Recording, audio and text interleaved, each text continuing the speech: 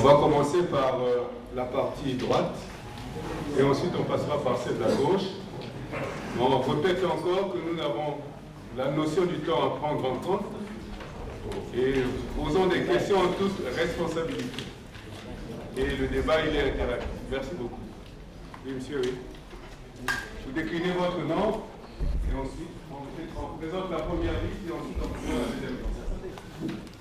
Et rien que le nom vite fait. Marcel Kidjafouri.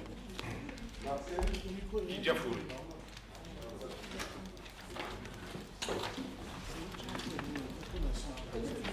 Oui. Ce côté-ci, il y a d'autres intervenants.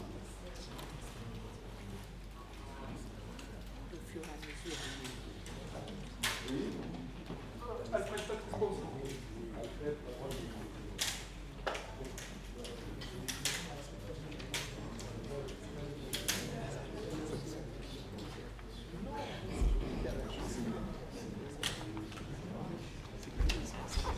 Que vous, aujourd'hui, vous menez une lutte sans merci au sein d'un parti qui n'a jamais été ni démocratique ni constitutionnaliste.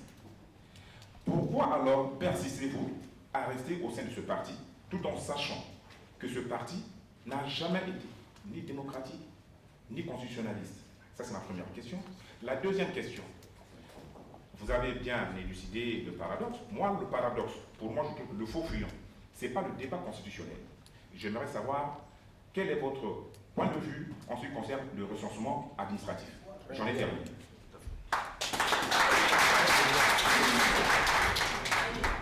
Monsieur le ministre, c'est à vous la parole, puisque les questions sont adressées. Merci.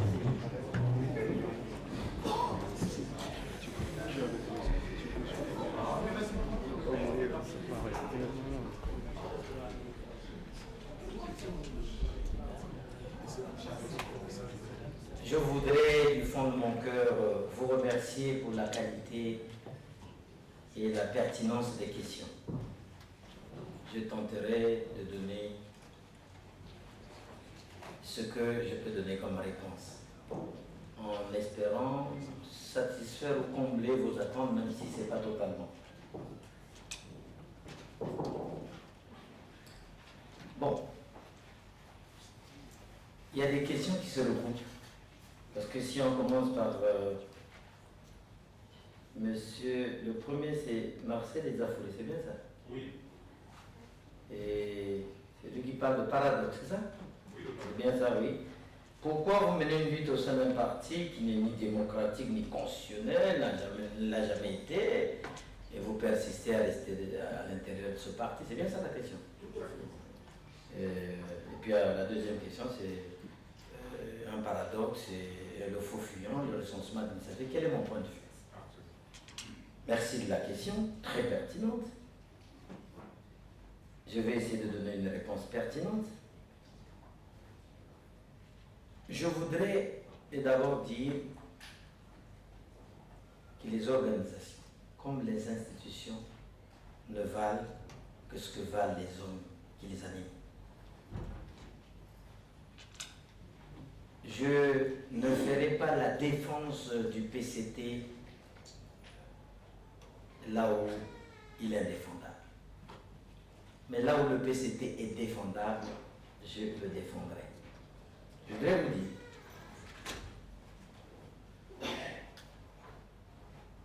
que le Parti congolais du travail est un parti historique dans notre pays. Il advient dans un contexte monopartite. Personne, nul ne... Et beaucoup de cadres politiques, la classe politique, ont fait leur école au Parti congolais du travail. C'est un parti qui a fonctionné dans le monopartisme avec ses limites, mais nous savons, pour certains, que c'est un parti qui avait une plateforme, une charte de valeurs pour l'édification d'une société qui n'a plus vu le jour, mais qui a entraîné beaucoup dans un rêve, mais au moins l'essentiel, au moins en ce temps-là, on rêvait. Et vous savez ce que le Parti congolais du travail a fait pour l'éducation, en ce temps du mono. Je ne parle pas de liberté d'expression. Je voudrais dire, pour nous qui sommes dans ce parti, bientôt une trentaine d'années, parce que il y a une camarade qui m'a posé la question, est-ce que ma carrière, le PST a beaucoup fait pour ma carrière? Oui. Je réponds encore à la question, c'est ce qui justifie le fait qu'on ne lève pas n'importe comment le pied pour quitter, alors que ce n'est pas la structure elle-même qui est mauvaise, ce sont les êtres et les hommes. Quand vous lisez les documents, je parle des statuts, la charte des valeurs, le règlement intérieur du Parti congolais du travail, ça ressemble à tous les documents, de base à la doctrine. C'est un parti social-démocrate, c'est comme si vous êtes au PS ici. C'est bien cela. Bon, donc, quand on est dans un parti, on y entre par conviction, par nécessité, par d'autres cas, comme ceux qui me connaissent savent que depuis ma jeunesse, j'étais à l'UGC, donc c'était le creuset du parti, il n'y avait pas d'autre choix. Après, c'est là qu'on y allait. On y est resté, on y a tissé des relations, on y a vécu, les mouvements dans le monde arrivent, des crises arrivent, il n'a pas implosé, il est resté jusqu'à s'ouvrir à la donne démocratique et il est là dans un paysage maintenant multipartite. C'est vrai, je vous donne un exemple.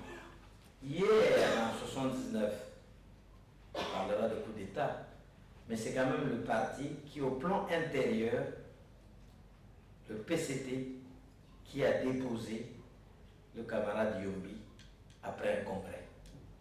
C'était du jamais vu.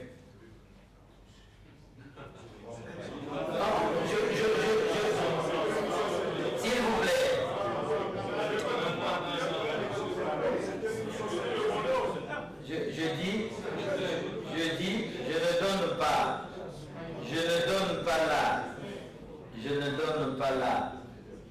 Je ne donne pas là une appréciation pour dire si c'était bon ou mauvais, mais c'est pour dire qu'il y a eu un temps dans ce parti, au moment où il n'y avait pas encore, disons, des opinions pluralistes, différents courants qui ont évolué et qui se sont affrontés. Et le résultat, c'était le 5 février. C'est dans un parti. Je voudrais le dire. Maintenant, quand on est dans un parti, je réponds en même temps à la même question. Je crois que vous devriez être nos lumières au Congo. Parce que vous êtes dans un pays de haute tradition démocratique. Et vous savez, je réponds déjà à une partie de la question, que quand on n'est pas d'accord avec ce que son parti fait, ça ne veut pas dire qu'on est opposant. Sinon, les députés du Parti socialiste qui se sont abstenus pour voter la confiance au gouvernement sont des opposants. Mais c'est une expression de la liberté. Ça devait être la vitalité dans le parti. Vous qui êtes ici, vous savez bien que dans un parti, il y a plusieurs courants. Au Parti socialiste, on parle des chevènementistes, des rocardiens, mais ce sont des visions qui s'expriment. Mais ça ne s'exprime pas en cachette. Ça s'exprime à l'aube pour que le peuple, le seul témoin, sache que sur des questions de fond, et quand il s'agit de la Constitution, c'est une question de fond, c'est une question de contrat, que même dans le parti, au pouvoir, ce n'est pas tout le monde qui est d'accord. Mais c'est bien pour le parti. Nous ne sommes pas au temps de la pensée unique, où quand on a dit A, tout le monde répond A. Nous sommes, comme on dit, la nature elle-même est diverse. Il faut respecter la diversité d'opinion. Tout ce qu'on dit, diversité d'opinion, mais dans l'unité.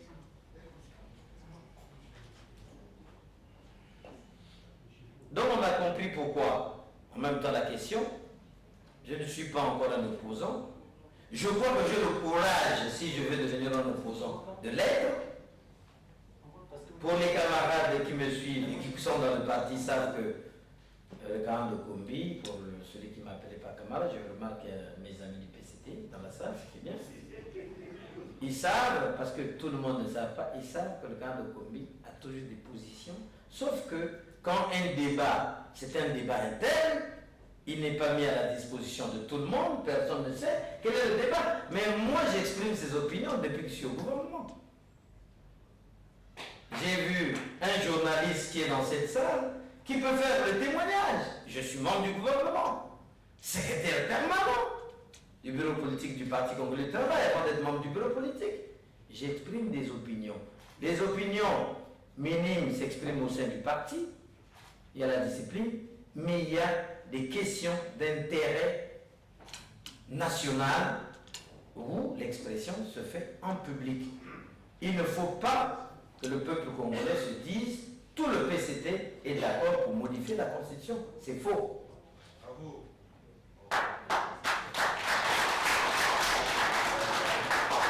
Le recensement administratif,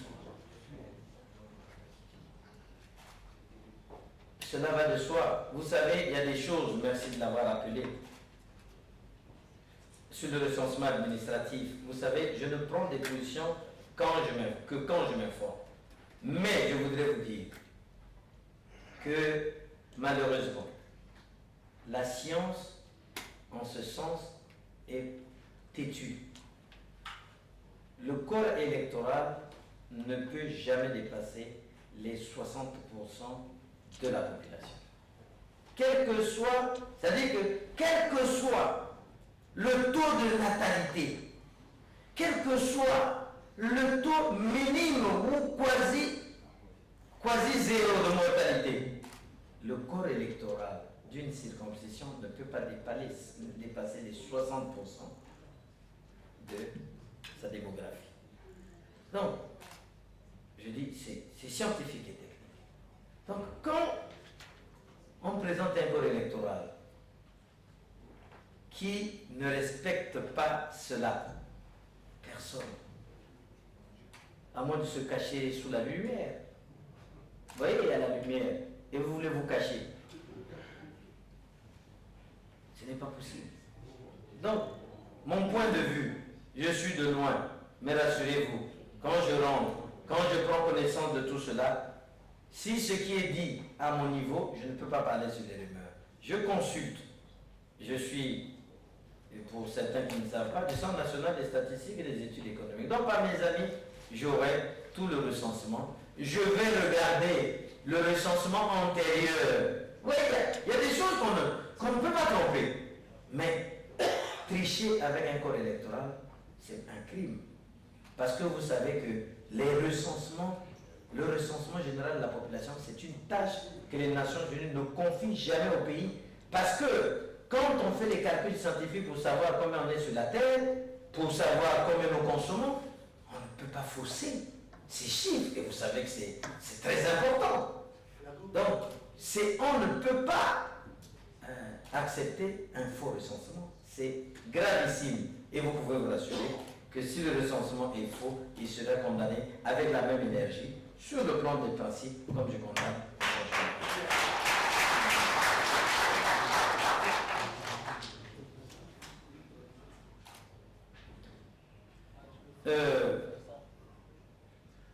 Je crois, c'est une bonne question, beaucoup peuvent l'entendre, mais beaucoup de temps passé au gouvernement. Il y en a malheureusement dans notre pays qui en ont plus que moi. Et la tentation est grande de rester. C'est pas si je me fais comprendre. Bon, la tentation de rester dans un gouvernement, surtout dans le tiers-monde, est grande. Mais accepter, déjà, au moins, que ça a été fait. On dit, vaut mieux tard que jamais. Mais en plus, on ne peut pas dire aussi que tout a été mauvais. Les contradictions commencent quand on commence à poser des situations où on pense que l'horizon est plus clair, et pour soi-même, et pour l'ensemble du peuple. En ce moment, il y a ce qu'on appelle la responsabilité collective et la responsabilité individuelle. Et vous êtes dans un pays où vous comprenez ça très bien. Vous voyez bien que là, nous sommes dans le débat à l'UMP sur l'affaire Big Malion, non? Qu'on suit bien, non? Il y a des têtes qui tombent, non? Non? Bon, on va dire pourquoi maintenant on a pris la position maintenant. Mais parce que l'affaire Big Malion s'est présentée maintenant. Est-ce que je me fais comprendre? L'affaire Big Malion a pris et rendu public. Je vous assure que si c'était une affaire seulement interne, je ne crois pas qu'on aurait fait démissionner M. Copé. Au plan interne, il y aurait eu d'autres dispositions. Mais comme c'est une affaire externe, devant le peuple, les dirigeants de l'UMP, pour sauver le parti, sont obligés de prendre position. Mais on ne veut pas dire que c'est des opposants. Et quand vous suivez, il y a diverses opinions. Il y a ceux qui prennent le retour de Nicolas Sarkozy, d'autres qui pensent qu'il faut des primaires, il y en a d'autres qui disent qu'il est parti, il ne revient plus. Mais c'est ça le parti.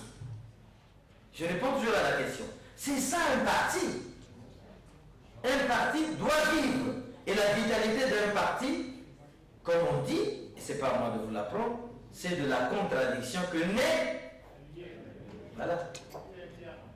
Je viens échanger avec vous, j'apprendrai de vous, vous poser des questions pertinentes, mais vous apprendre aussi quelque chose. C'est bien cela.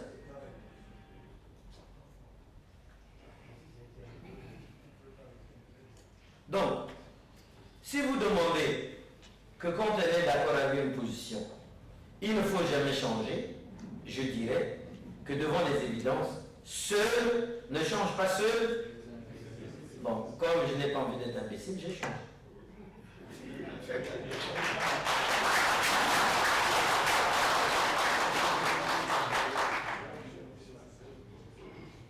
Cela étant dit, pour les amis qui m'écoutent bien, j'assume ma part de responsabilité en tant que gestionnaire. Je ne suis pas quelqu'un qui n'a pas le courage de prendre sa part. J'ai ma part de responsabilité dans la gestion du pays. Le jour où il y aura un tribunal sur la gestion des 15 auxquels j'ai participé, j'ai ma responsabilité. Je ne me déroberai pas.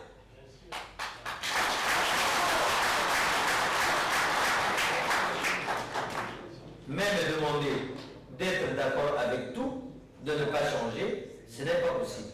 Mais cela étant dit, pour dire aux camarades qui parlent d'opposants, si ce sont mes camarades, qu'ils comprennent bien que je ne suis candidat pour l'instant à rien, je ne suis que candidat à ma propre sérénité. Cependant, je suis un cadre politique du pays, peut-être pas déjà d'un certain acabit, mais quand même un cadre politique connu.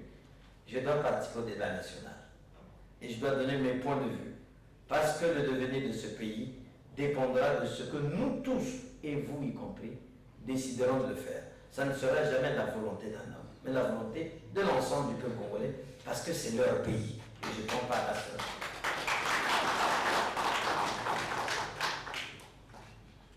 Difficulté d'approvisionnement en eau, coupure d'électricité, les raisons qui font que les solutions tardent à venir, quelles sont vos solutions?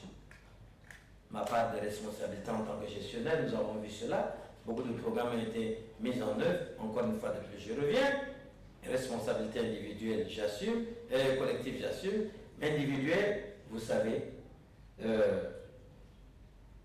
ce qui est bien, et si vous avez bien suivi mon discours, et je sais que vous l'avez bien suivi, c'est une interpellation à une prise de conscience pour que chacun de vous comprenne que personne n'est saint. Le président Sassou n'est pas saint. Moi, je ne suis pas saint.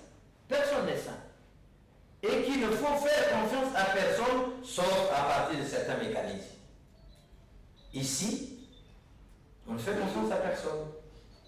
Hollande a été voté, il n'y a pas de résultat. Ce n'est pas sa faute, vous le savez bien, quand on raisonne. Mais il a promis, il n'y a pas de résultat, on sanctionne. On sanctionne parce qu'il y a la démocratie. On sanctionne parce qu'il y a des contre-pouvoirs. Et je vous invite à cela. Le changement, c'est l'existence des mécanismes de contre-pouvoir pour que un dirigeant, qui qu'il soit, sache qu'il y a une presse libre, pas de presse. Il faut arriver dans un premier temps à faire que quel que soit ce qu'une presse aura dit, aucun journal ne peut être suspendu. Quand nous aurons pris le courage de le mettre même dans la Constitution, nous aurons permis aux journalistes, évidemment, ils peuvent aussi verser dans l'extrême, mais ça a l'avantage de faire que personne n'est exempté de ce qu'il fait. Vous avez vu, le président Hollande sur le scooter, ça sur les médias. Après, il doit comprendre, appeler sur les scooters, c'est pas ça. Mais s'il n'y avait pas ça, je crois qu'il continuait sur les scooters avec tous les risques que cela comporte, même pour la République. Donc, je vous invite à cela qu'on comprenne que ce n'est pas une question d'homme seulement, mais une question de principe. En plus, je vous dirais, pour les amis qui m'ont posé la question, qu'on ne soit pas passionné, mais que l'on comprenne. Parce qu'on me dira, il y en a qui ont dit, pour le président Sassou, vous voulez votre son départ, ainsi de suite. Ce n'est pas des problèmes individuels de personne. Une fois de plus. Quand on verse dans les débats de personnes, on laisse l'essentiel. Il n'y a qu'un pays est un pays. Il n'y a que le président Sassou a servi notre pays pendant longtemps. Je ne suis pas prêt à dire qu'il n'a fait que du mal. Ce serait malhonnête de ma part. Je ne l'aurais pas suivi. Je l'ai suivi en toute conscience. Mais il y a aussi que un pays n'avancera pas tant qu'il n'y aura pas de tradition. Si on change cette constitution, le Congo rentrera dans une instabilité institutionnelle jusqu'à un temps indéterminé. Il s'agit de faire l'effort.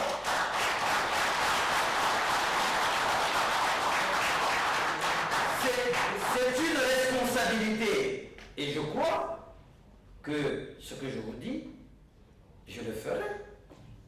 Je demanderai de le voir pour lui dire, il s'agit pour lui, nous l'avons accompagné. C'est un homme qui a ses points forts et ses points faibles, mais je l'ai connu comme homme d'honneur. C'est pour ça que je peux vous dire, quand j'ai parlé, je ne suis pas sûr qu'il ira jusqu'à changer la Constitution.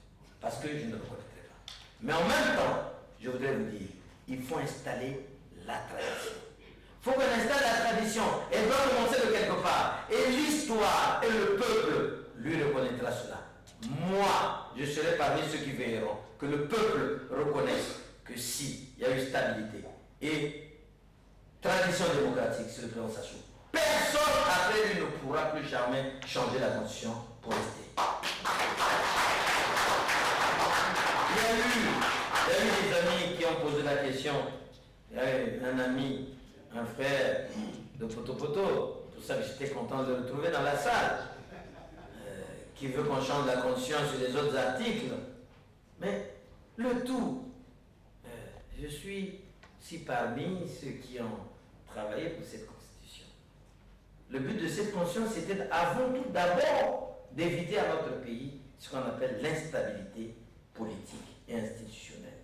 Le vagabondage des majorités qui peuvent se former, un député élu sous tel parti qui change de majorité, et ainsi de suite. C'était pour mettre fin à ça. Et je crois que ce qu'on demande, ce n'est pas de ne pas réviser, mais que cela soit évident, cela soit visible. Et en plus, il y a le bon sens. Ce n'est pas tout le droit. Le droit, c'est l'opportunité, et on peut fabriquer l'opportunité. Mais c'est le bon sens. Pourquoi tout ça, à la veille, nous sommes à quelques temps de la fin du mandat, pourquoi on n'a pas besoin? On peut le faire après. Parce que s'il y avait un problème grave, tout le monde serait conscient que là, il faut. Mais il n'y en a pas. Et nous avons fonctionné stablement. Et nous continuons à fonctionner stablement. Et je voudrais dire aux amis qu'ils comprennent que c'est cette constitution qui fait que M. Denis Sassou Nguesso est président de la République. Il a prêté serment. C'est ça qui lui donne tous les droits qu'il a dans le pays. Donc, que personne ne prenne ça comme un débat individuel. On me dira, est-ce que vous êtes d'accord pour le départ de M. Denis Sassou Nguesso? Mais ceux qui connaissent l'histoire savent que j'ai donné tout ce que je pouvais pour qu'il soit élu. qu'il soit là. Mais, donc on ne peut pas me poser cette question. Mais, on ne doit pas me poser cette question. S'il vous plaît. Bon, vous savez, après, nous on vient ici en France. Est-ce que vous m'avez posé la question pourquoi je suis en France? Moi je suis en France pour être au contact de la modernité.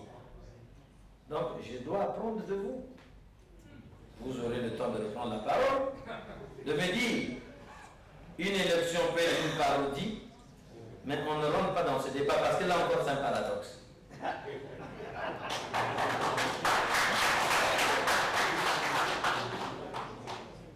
Les solutions dans notre pays, c'est ce que je vous ai dit, c'est contre-pouvoir obligatoire. Le contre-pouvoir, c'est le peuple. Que le peuple prenne sa place. J'ai dit tantôt que, vous voyez, dans une élection, quelqu'un a un projet, on ne l'écoute pas. Quelqu'un n'a pas de projet, on l'écoute, il suffit qu'il a distribué quelques marinières, et voilà. Mais s'il ne joue pas son rôle, personne ne le jouera à sa place. Je vous ai dit qu'il n'y a pas de saint. Pas de saint. Mais les mécanismes, quand on parle d'institutions fortes, c'est ça. Pas d'hommes forts, mais des institutions fortes. Pour que l'homme sache que s'il fait ça, il y a un mécanisme qui le ramène à l'ordre, indépendamment de la fonction. Vous savez que dans les pays comme les États-Unis, il y a ce qu'on appelle même impeachment. Un président peut être destitué pour une faute grave. Donc, tout ça fait que chacun rentre dans ses petits souliers. Donc, l'homme qu'il faut à la place qu'il faut. Mais pour que l'homme qu'il faut soit à la place qu'il faut, il faut qu'il y ait une politique de résultat, comme ici. Croyez-moi. Valls, vous m'excusez de rentrer dans la politique française, nous tous nous suivons, c'était pas peut-être le bienvenu, mais c'était le mieux placé par rapport à la confiance des Français. N'est-ce pas? Le président peut ne pas l'aimer, n'est-ce pas? Mais obligé de faire. C'est ça les contre-pouvoirs. Pardon? Pardon? Mais c'est cela que je dis. Je dis ici pourquoi. Mais je suis en train d'expliquer. Vous voyez? Je donne par exemple un exemple à la diaspora. Vous savez, avant qu'on arrive à cette rencontre, je n'ai pas voulu partir comme si je fuyais. Parce que j'ai eu quelques demandes des camarades, des amis qui voulaient discuter avec moi. Mais je leur dis, vous êtes à la lumière. Prêtez-nous votre lumière. Comment est-ce que la diaspora participe par rapport au changement dans le pays? Vous, je vous félicite, je vous encourage, vous avez tout abandonné pour venir. Mais d'autres sont en ce moment dans l'Inglaterre pour dire attention si vous allez là-bas, attention. On oublie qu'on n'est jamais mieux à l'étranger, on n'est jamais mieux que chez soi. Et donc, on peut être là où on est, même avec de bonnes conditions, mais on doit travailler pour que chez soi soit mieux.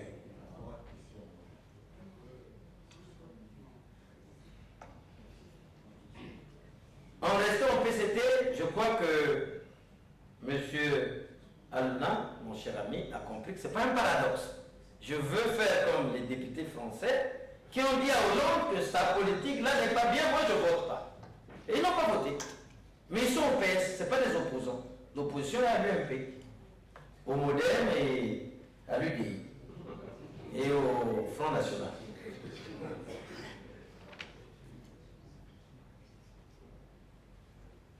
Le Congo a un problème d'or, je l'ai dit. Mais ce n'est pas qu'il n'y a pas des hommes de qualité. Mais pensons bien, comme je vous ai dit, aux institutions fortes. Et les institutions fortes, c'est un peuple qui veille. Comme on dit aussi parfois, chaque peuple mérite son gouvernement. Je ne veux pas vous choquer, parce que d'autant pensent que tout ici est arrivé facilement. Rien n'a, tout a été gagné ici. Pour qu'il n'y ait plus de royaume, il y a le royaume de Grande-Bretagne, en 1688, il y a eu une révolution, en 1789 ici. Donc, tout, chaque peuple mérite. On s'est compris.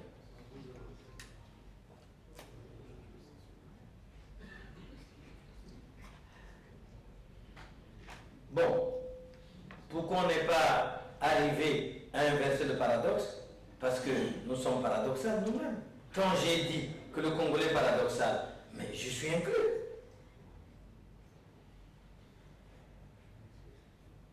Vouloir d'une chose et son contraire.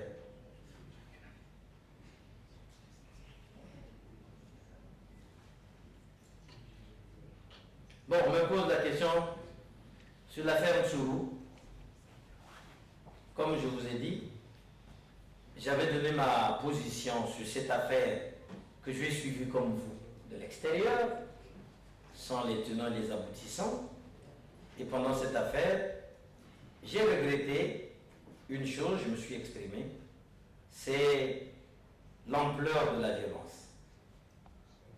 Parce que Tsuru peut ne pas avoir raison, mais l'ampleur de la violence, l'ampleur, la mobilisation des forces, la disproportion entre la mobilisation des forces et l'objectif à atteindre. Si, je vous donne un exemple, si on avait demandé aux habitants du quartier de sortir, on a coupé le courant, tout, plus d'alimentation, plus d'entrée-sortie, je crois que c'est une opération que beaucoup auraient appréciée, une opération de police. Mais utilisée pendant que nous avons dit, plus jamais ça, et le charret à Bila, faire comme ça et comme ça.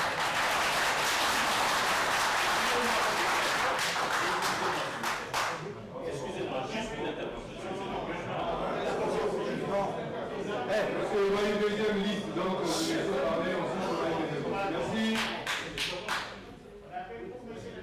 Le ministre n'a pas fini encore la première série de questions. Je dis,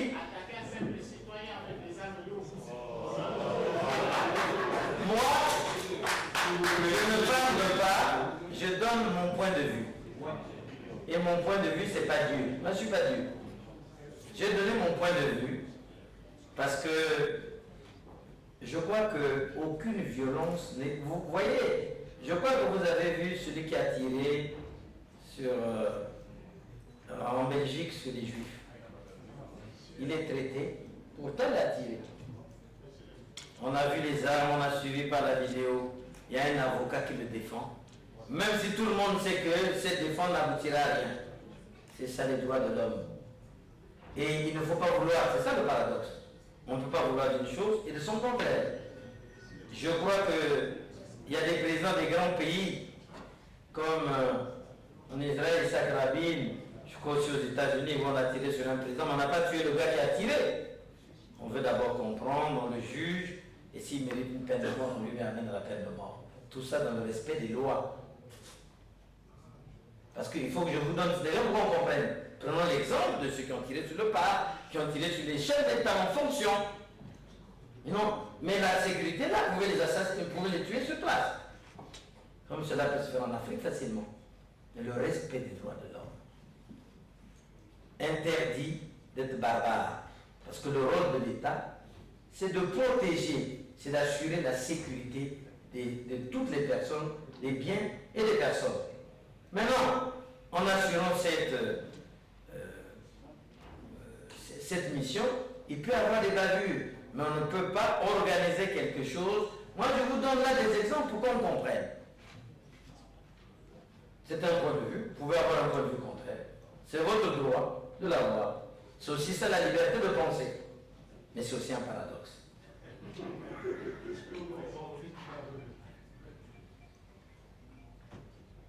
Bon, je crois que Mme Tsuru est sortie. Là encore une fois de plus. C'est des questions de droit. Je ne peux pas répondre totalement parce que je n'ai pas le dossier. Mais si c'est à cause de son mari, alors que son mari a plus de 18 ans, donc doit répondre par rapport à ses actes, qu'elle est enfermée, je m'insurge contre ça. Ça, je crois que moi, je prends des positions devant vous ici, il n'y a aucune de mes femmes ici. Moi, je demande, même si elle est assise avec vous, mais ce n'est pas elle qui prend la position. Ça n'engage pas. un enfant a commis un crime ou un délit, il a plus de 18 ans, ce ne sont pas les parents qui répondent. Vous êtes d'accord avec moi?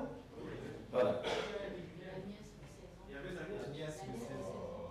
La nièce encore, c'est pire. La nièce encore, c'est pire. Êtes-vous candidat 2016? Je ne suis pas candidat à quelque chose. Je suis dans le débat. Je ne sais même pas si j'ai des chances, parce que pour être candidat, il faut avoir des chances. Mais si la question se posait un jour, j'aviserai.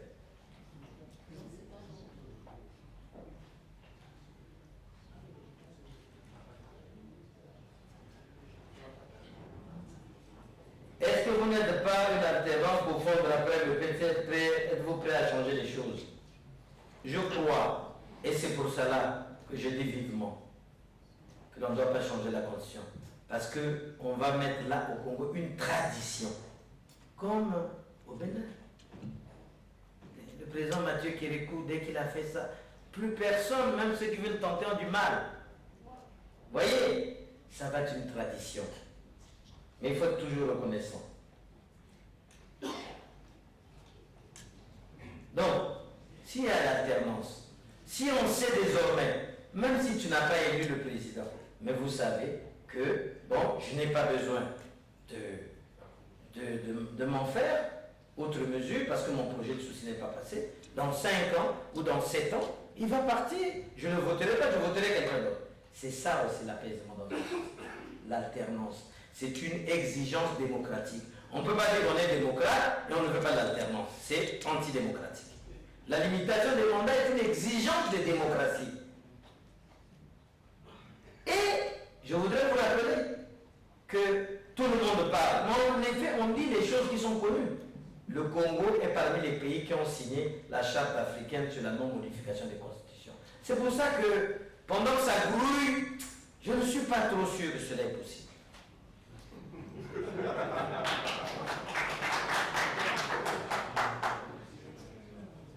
M. Songuemas m'a posé une question importante. Et comme je vous ai dit, prêt à assumer mes responsabilités de ministre de l'Éducation nationale qui n'ait rien fait pour que l'éducation soit au niveau acceptable. Mais en même temps, si le jour m'est demandé pourquoi, je répondrai pourquoi. Pour l'instant, j'assume.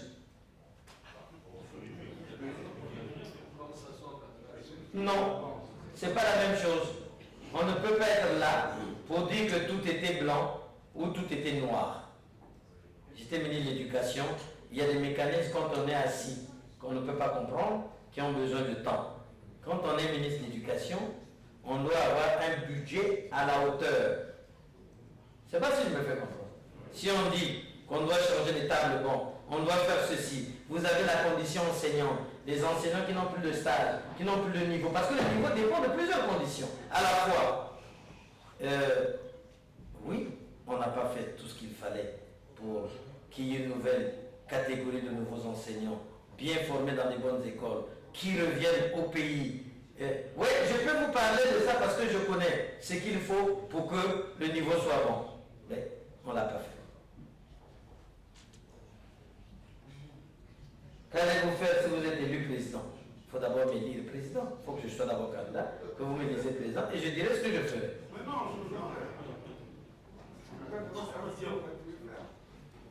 Mais comme je ne suis pas candidat à quelque chose, vous voulez avoir tous des candidats. Il y a beaucoup de candidats, il y a beaucoup de candidats. Moi, je suis dans un parti. Imaginez-vous, et c'est ce que je souhaite, et je peux le dire depuis ici, si elle est primaire, je suis candidat, je suis battu, je fais quoi? Hein? Mais donc, pour être candidat, il faut d'abord la logique interne.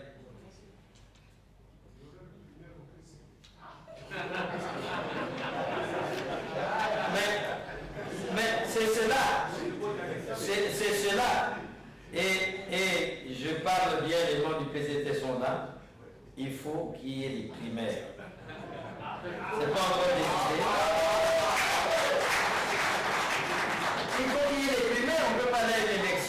sans primaire. Bon, mais cela est interne. Voilà, j'espère avoir répondu à des questions. Et s'il y a une deuxième ligne, je suis toujours prêt à revenir. Merci.